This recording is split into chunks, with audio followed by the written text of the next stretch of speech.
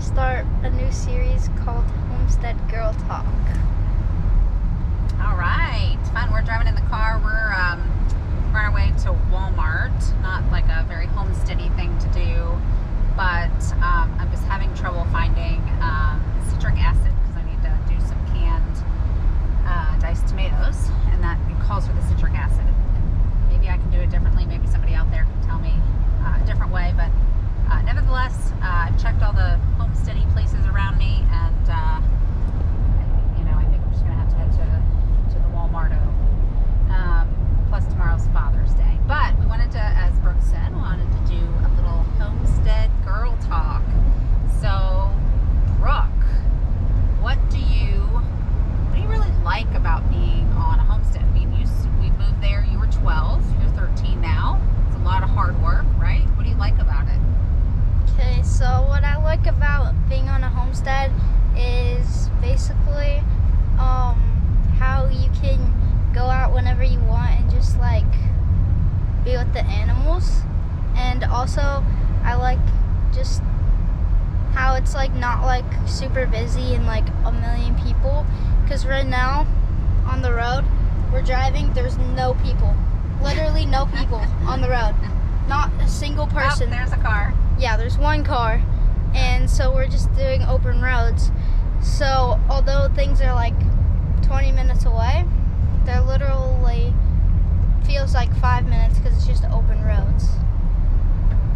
Okay, cool. What are some things that maybe you didn't expect when we decided that we were going to move to land and have property and have animals and stuff like that? What are maybe some surprises? I guess I didn't realize how fast we were gonna like get a bunch of animals.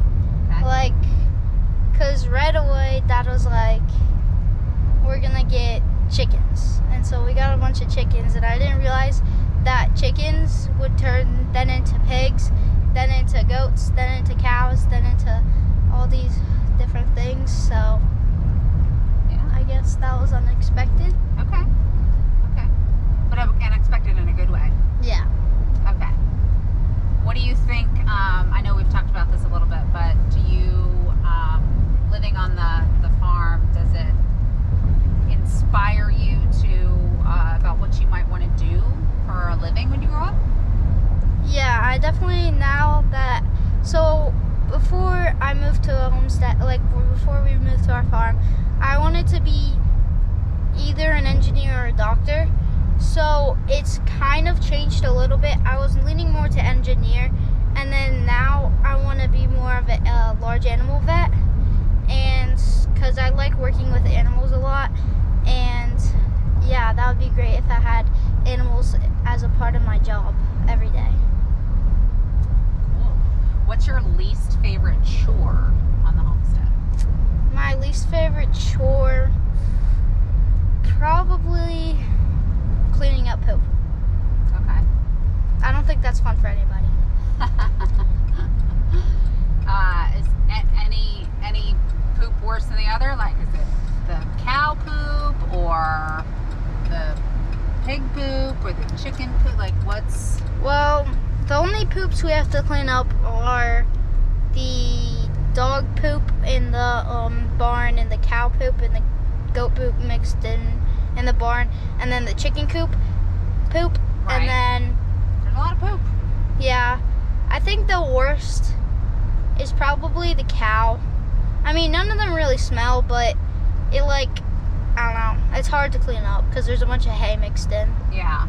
Well, and it depends on if it's been like wet out and stuff too, right? Yeah. Like that's, yeah. And now that we have a pregnant cow, it's kind of even worse, so we have to clean it out more often. Yeah. Gotta make sure it's clean and everything. Cool. Do you think that you'll either have a homestead or be on our homestead when you grow up? Yeah, I think I want to build on our property and have a little farm of my own on our property. Probably, maybe like mix in with your pasture land and like just have some of my own animals in there, and also have a little bit of space like for pigs if I wanted pigs at my homestead. Mm-hmm. But yeah. Okay. What would you tell people who are thinking about getting into homesteading that maybe have kids about your age? Like, so maybe, there are parents like us and they are worried about how their kids are going to transition from being, in the city with all this stuff kind of right next to them to out in the country and working off their land. What would you say to them?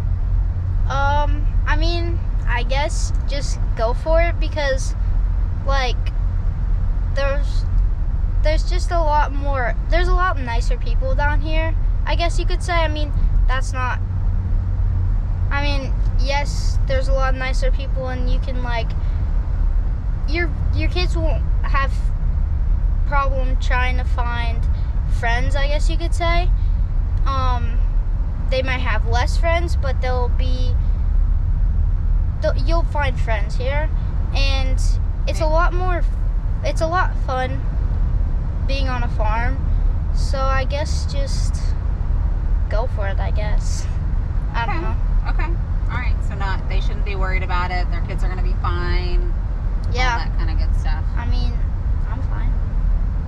I think you're fine. I think you're pretty fine. I think you're pretty great. And I think that you're a very hardworking 13-year-old. I would say to the moms out there, don't be worried about that, especially if it's something that you all as a family unit kind of desire to do and have a passion for. As we kind of look at the signs of the times, it's not a bad thing to be self-reliant.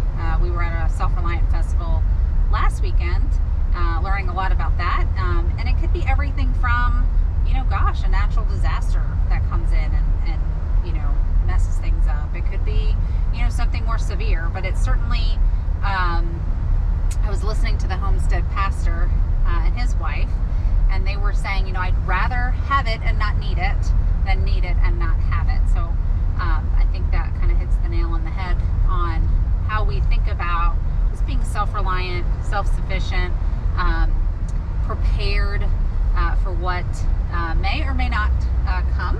So I would encourage you there. I would also encourage all the ladies that we can do this lifestyle. This can be rewarding, fulfilling, exciting. There's nothing better, in my opinion, than putting food on your table that you grew at home. Brooke, what do we have last night for dinner? So me and my brother went and picked some potatoes from our garden.